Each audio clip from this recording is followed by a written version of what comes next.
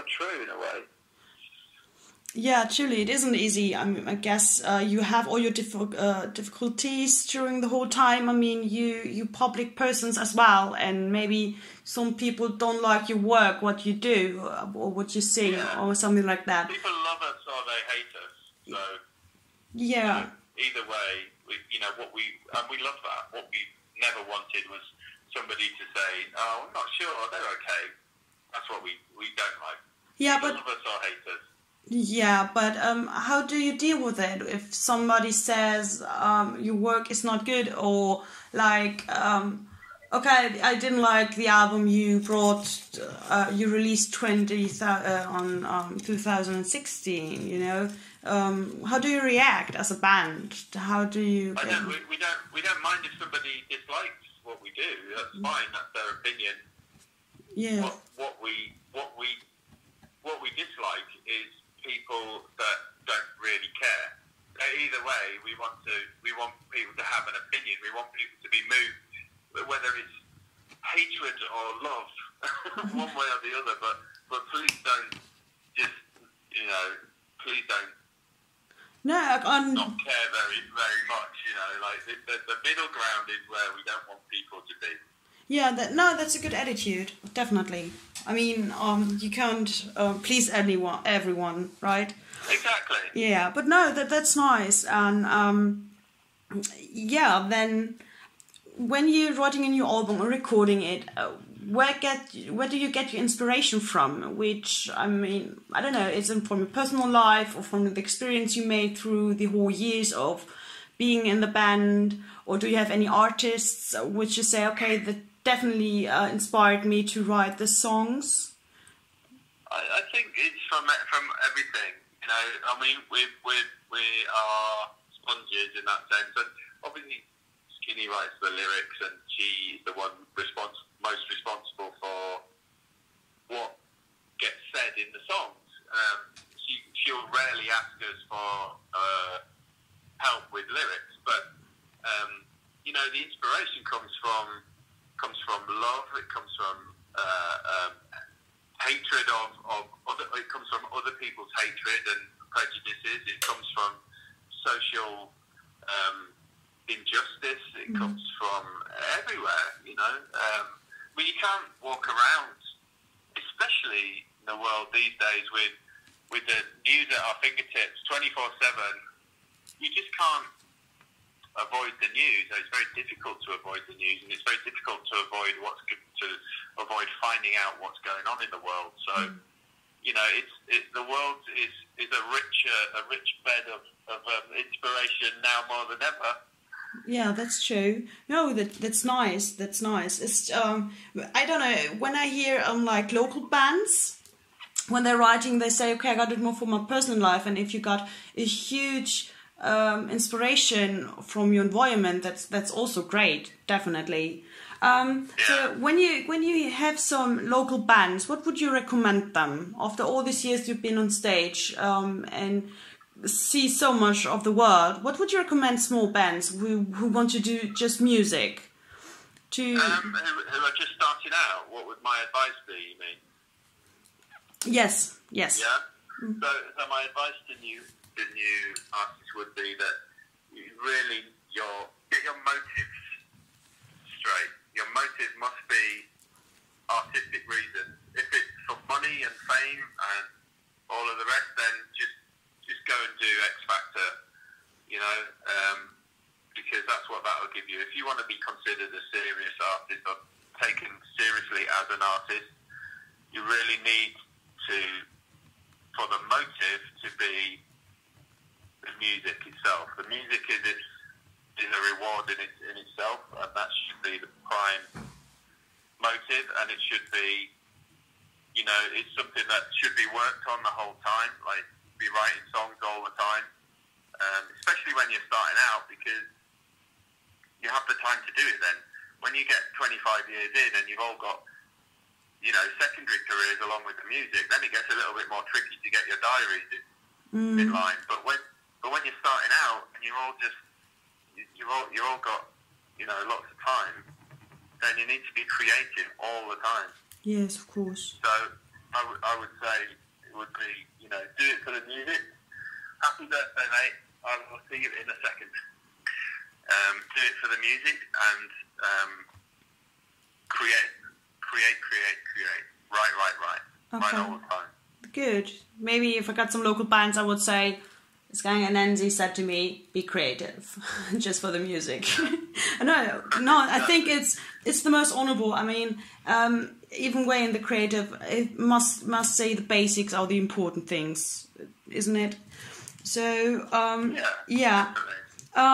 Next question would be, on concerts, you had been on so many. Do you have any favorite countries you like to go again on stage? Would like to see a tour? Seriously, I'm not just saying this because it does sound like I'm sitting on the fence, but wherever people want us to play, that's where we're happy. We love a full room of fans that are just going nuts, and so we're just happy there. It'd be unfair to single one crowd out, one country out over another, because honestly, it's an honour to play to a full room, especially 25 years on. Yeah. Then, if you want the craziest, probably the Italians are the craziest, or the Spanish are the craziest. But in terms of just like how nuts they go, but we have no preference to our fans. That would be like saying, my son is my favourite child, Okay, it's good. You know what I mean? It's difficult to have a favourite country because we just appreciate that people are coming to see us play. Yeah, and totally, I get it. I mean, at the end, the fans are important. And if the fans want to see you live and they're coming, and that, I get, is the greatest honour, isn't it? Yeah, absolutely. I mean, people work really hard for their money, and for them to spend it coming to see us play is a real privilege, and we love that and respect it. Okay, so what is the best part of touring, actually, except on being on the stage? I mean, you're together 24/7, it's kind of stressy if you're on the tour bus and you have to go from one city to another. But still, what would you say is the best thing on touring? Best part of touring is the gigs. It is being on stage, because the rest of it is waiting around. The famous Charlie Watts quote, isn't it? 25 years in a band, 24 years waiting around, sort of thing. And it's very true. The best part is the gigs. That is pure and simple. And the rest of it is just all about getting to the show and playing the show for the people that love you and have bought your record and have bought tickets to come and see it. No, that's true. I truly like such attitudes. Truly. I mean, I don't know. Because if we have no fans, then we have no band. There is no band. We are who we are because of the fans. Yeah, that's true. That is the bottom line. There is no. We're not Skunk and Anansie because we wrote a load of songs and then never played to anybody. We've got this reputation, and because we wrote songs and fans bought the music and came to see us for 25 years. I mean, that's just absolutely astounding. No, and incredible. And I have such respect that after all this time you're still on stage. Really, I really admire this. One thing on the last, because you said on the last over 25 years you've been together, what did change from you from the beginning till now? I mean, you started in the 90s, and now a lot changed till then. Financially, it's changed obviously because of the internet and how the industry's changed and how fans experience music now. But I'd say the biggest change is probably that we're 25 years older, and physically doing the show is tougher and gets tougher the older we get. It's a very, we try and play with the same force and the same energy every night, and we try and do what we always did, which was go out and give everyone everything we've got, and we leave it all on the stage, and we take nothing off there. But the truth is, it's harder and harder to do that. So, for example, personally speaking, I've got a lot of injuries from bad posture and repetitive strain and all that kind of stuff. So, and a bad back and bad neck and bad elbows. So it's a painful thing for me to do a show, and I know Skin's the same. You know, she's probably fitter, but it's still a very demanding gig. It's still a very demanding show. So to do it night after night after night, we really have to be in good shape to do that. Yeah, of course. And the amount of time we have to spend to get into shape to do it all is probably the biggest difference. Okay. Yeah, I guess. Yeah, I know what you mean. I mean, when I was younger, I just broke my leg, like kind of small break, microfractures. And you got, okay, well, I'll walk on, I keep on walking, it doesn't matter. And now, when you got older, I mean, I'm 30 as well, so, and yeah, I know what you mean, I can feel you. Yeah, absolutely. Yeah, but it's still nice to hear that you're all healthy. That's really nice. One last question, actually. What I hear a lot of social media and on Instagram, what I see is immense filming by mobile phone on concert shoots. I don't know. Sorry, I missed that. Sorry. That's okay. The last few years on stage maybe has changed, but what actually is coming up a lot lately on social media is that filming a concert by mobile phone. And a few artists haven't been, I don't know, not quite happy about it. How do you think of that? I mean, in maybe 15 years ago... I think we're heading for a bit of a backlash with the smartphone. I think it's going to change soon. I think, you know, because for people to spend their hard-earned money to go to a concert and then spend the whole time with their phones in the air recording everything, it's just it's crazy and it's ridiculous, and it means I understand why they record it because they want to watch it back later. But you know, record a little bit and then put your phone away. Yeah. Just to say you were there for Instagram or something. Record 20 seconds of the show and then put your phone away. But because I'm up there, I know how frustrating it is when you look out and you just see a sea of mobile phones. You know.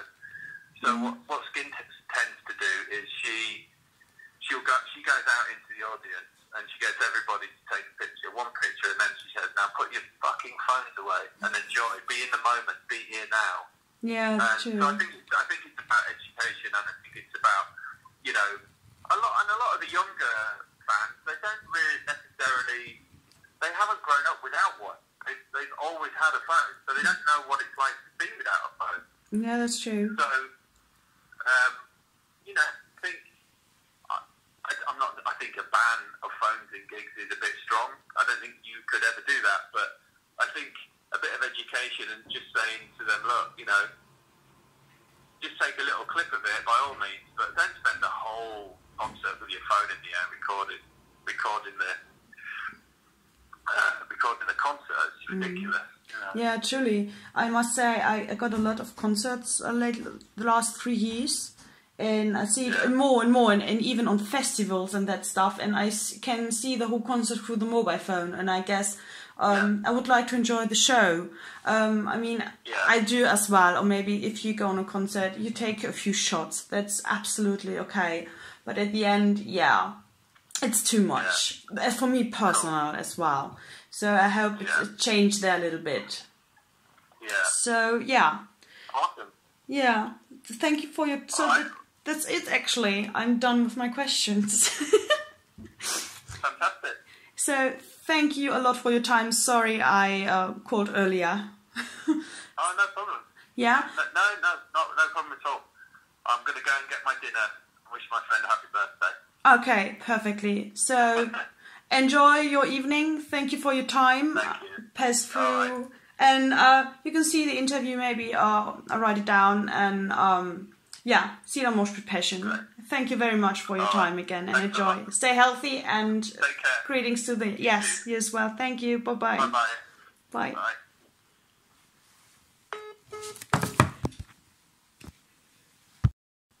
Freunde, ich hoffe, euch hat das Interview gefallen. Damit ihr keine Videos verpasst, abonniert unseren Channel. Auf unserem Kanal findet ihr noch weitere interessante Interviews mit namhaften Bands. Schaut euch auch auf unserer Facebook-Seite herum, wo wir exklusiven Content wie interessante Beiträge, Konzertfotos oder Videos uploaden. Auf unserer Webseite www.moshpitpassion.de findet ihr CD-Reviews, Konzertfotos, Konzertberichte, Interviews und vieles mehr.